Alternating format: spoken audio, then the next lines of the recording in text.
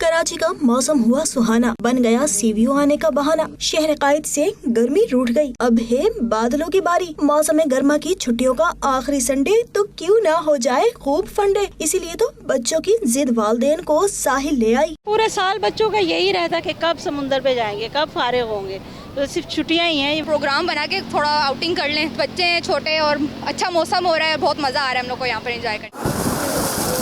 बच्चों ने घुड़सवारी के मजे लिए, फर्राटे भरती गाड़ियां भी खूब दौड़ाई। वालिदैन के साथ आने वाले बच्चों ने तफरीह का कोई मौका जाने न दिया।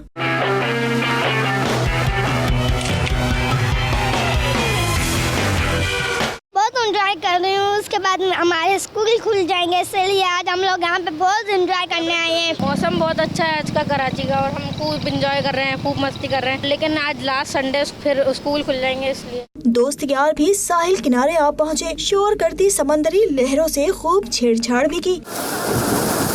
फैमिलीज ने भी खूब एंजॉय किया। लड़कियों ने साहिल किनारे फुटबॉल भी खेली। हसीन मौसम में हर कोई समंदर किनारे एंजॉय करना चाहता है, और जब आए तो सेल्फियों के दौर भी चले। कैमरामैन इस्माइल अख्तर के साथ सबा नूर, 92 न्यूज़, कराची।